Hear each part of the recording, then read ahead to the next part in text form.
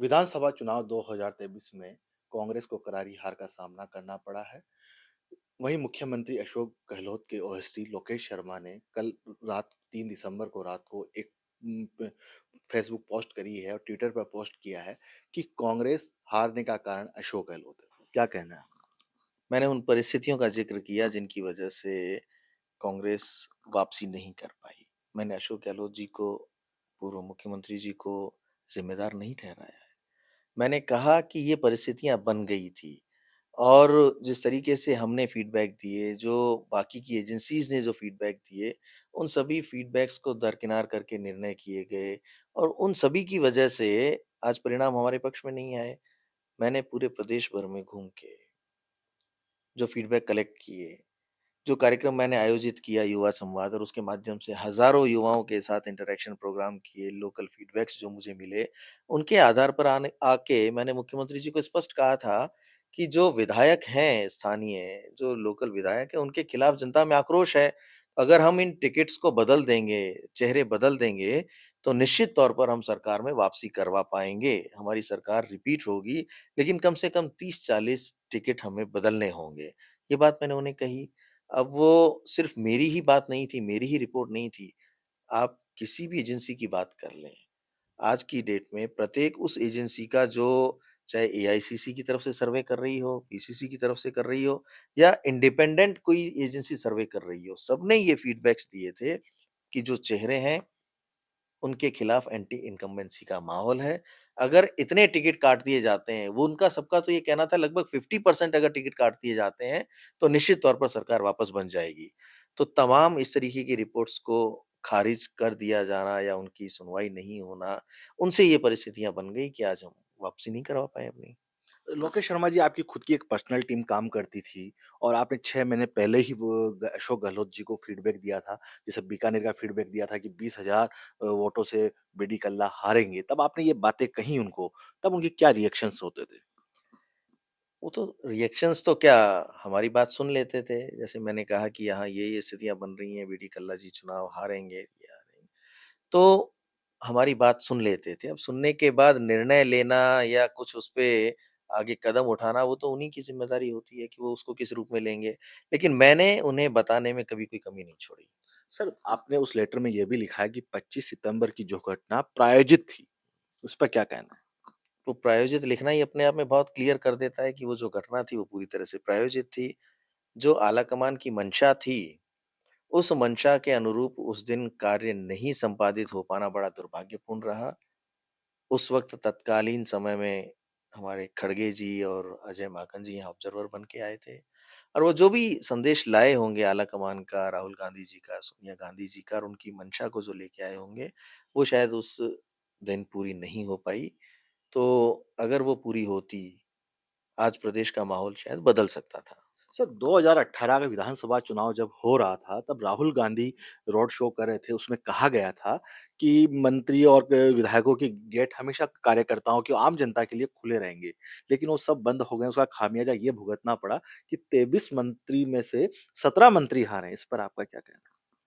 बिल्कुल सही बात है। ये जो उस वक़्त कहा गया था कि कार्यकर्ताओं के लिए मंत्रियों के दरवाजे, विधायकों के दरवाजे हमेशा खुले रहेंगे।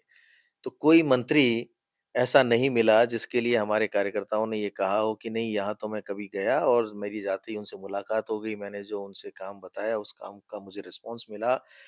अगर वो काम किया जाता, दरवाजे खुले रहे होते तो आज मंत्रियों के ये हालात नहीं होते कि कोई 35,000 से, कोई 20,000 से, कोई 15,000 से चुनाव हार रहा है। तो अगर राहुल गांधी जी की बात मान ली होती तो प्रदेश का नज़ारा ही कुछ और होता। ये मंत्री इतने चुनाव थोड़ी हारते और ना ही इनके खिलाफ एंटी इनकम्बेंसी डेवलप होती। आपने देखा होगा कि किस तरह से जो हमारे मंत्री हैं उनके क्षेत्र विधानसभा क्षेत्र में कई जगह तो उन्हें घुसने तक नहीं दिया गया। उनके खिलाफ जिस तरीके के नारे लगाए गए वो भी सोशल मीडिया पे वायरल हुए कि किसके लिए किस तरह के नारे लग रहे हैं। तो ये क्यों स्थितियाँ बनी? ये तब बनी जब कार्यकर्ता का काम नहीं हो पाया, कार्यकर्ता उनसे कनेक्ट नहीं कर पाया, उनको सम्मान नहीं मिल पाया। साथ ही साथ उनके दरवाजे कार्यकर्ताओं के लिए खुले नहीं रहे, आम जनता के लिए खुले नहीं रहे। मुख्यमंत्री जी तो जनसुनवाई करते रहे, लेकिन इन मंत्रियों ने तो कभी अपने गेट खोले ही नहीं। अगर वो सब कुछ किया होता, राहुल गांधी जी की बात मानी होती, तो मुझे लगता है और साथ ही साथ जो भी फीडबैक्स हमने दिए थे, उन सबको माना होता, तो आज परिस्थितियाँ दूसरी होती। सर, मुख्यमंत्री गहलोत मिलना चाहते थे कार्यकर्ताओं से, आम जनता से भी, लेकिन उनको मिलने नहीं दिया जाता था कि कहा जाता था कि बिज़ी है, अभी नहीं मिल पाएँगे। इस इस पर वो जब कार्यकर्ता आरोप लगाते थे, जो अशोक गहलोत के इर्द-गिर्द घूमते थे, जो हमेशा उनके साथ 24 घंटे रहते थे, ठीक है? तो वो कौन थे सर? नहीं, ऐसा नहीं है। मुख्यमंत्री जी अगर किसी से मिलना चाहते थे, तो उन्हें कौन रोक सकता था? मुख्यमंत्री जी तो जब भी उन्होंने मंशा ज़ाहिर की होगी कार्यकर्ताओं से मिलने की या लोगों से मिलने की, वो मिले हैं हमेशा। यहाँ बात दूसरी लेकिन है सर उनका कि आरोप अगर लग अगर कोई कार्यकर्ता, कोई नेता, कोई ब्यूरोक्रेट, कोई अधिकारी और कोई भी ऐसा इम्पोर्टेंट व्यक्ति, जो अपनी बात उनसे कहना चाहता है, समय लेना चाहता है, तो उसे शायद उस रूप में नहीं मिलने दिया गया। मुख्यमंत्री जी के चारों तरफ जो लोग हैं उन्होंने उनके साथ दूरी बनाए रखी। कुछ इस तरीके के लोग भी हैं जो ये नहीं चाहते कि उन तक सच पहुँचे, क्योंकि वो सिर्फ़ हमेशा उनको कहते हैं ना कि एक इस तरीके का आवरण बना के रखना चाहते हैं कि नहीं हम बहुत अच्छा काम कर रहे हैं, जनता में हमारे प्रति कोई रोष नहीं है, हमारी ये योजनाएँ बहुत अच्छी चल रही हैं, हमारा ये काम बहुत अच्छा हो रहा है और हमारी शुरुआत ही 156 से होगी, 120 होगी, तभी तो मिशन 156 लेके चल रहे थे।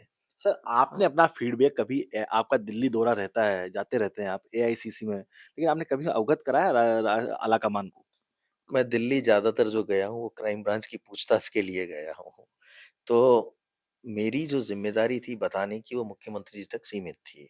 अगर मैं किसी राजनेता को बताता, तो उसके कई और अलग-अलग तरीके के कयास लगाए जाते कि भई आपने वहाँ जाके इस तरीके की क्यों बात की? आप तो मुख्यमंत्री जी के साथ जुड़े हुए हैं, उन्हें आपको अपनी बात बतानी चाहिए थी।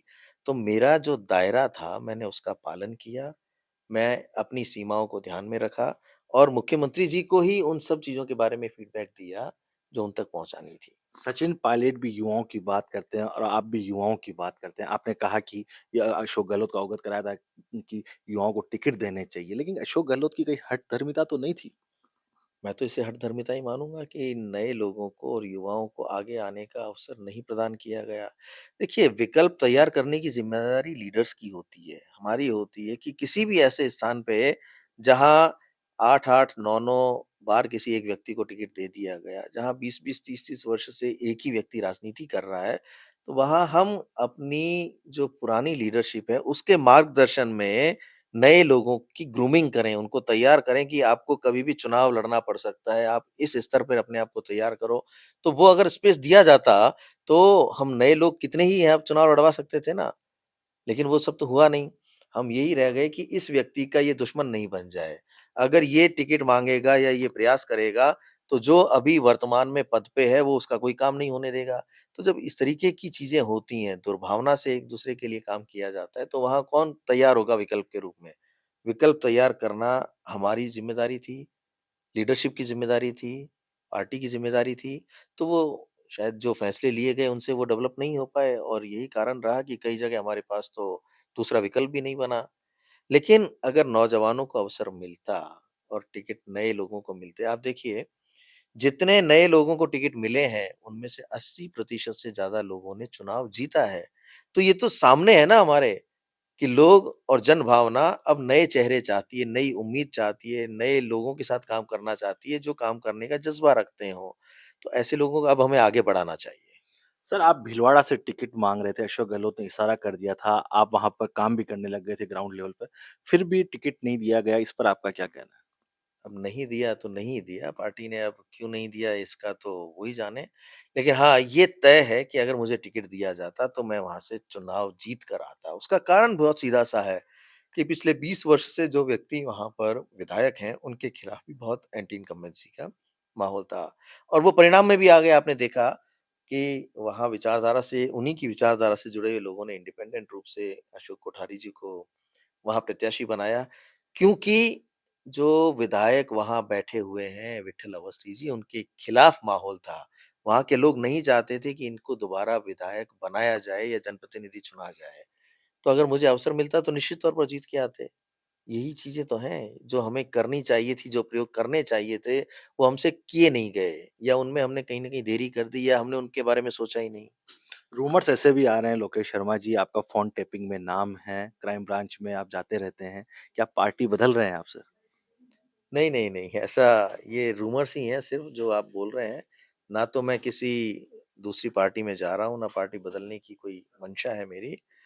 रही बात फ़ोन टेपिंग में नाम की, तो वो तो चल रहा है, लंबा समय हो गया। वो अब माननीय न्यायालय में विचाराधीन है कि मैंने एक रिट दायर की हुई है, याचिका दायर की हुई है कि जो भी ये आरोप लगे हैं या जो ये एफ़आईआर दर्ज है, इसे ख़ारिज किया जाए, तो वो अभी विचाराधीन है। उस पे जो भी निर्णय न्यायालय करेंगे, वो होगा। कल रात से आपने वो लेटर पोस्ट किया अशोक गहलोत का या अशोक गहलोत के करीबी का फ़ोन आया? नहीं, मेरे पास कोई कॉल नहीं आया किसी का।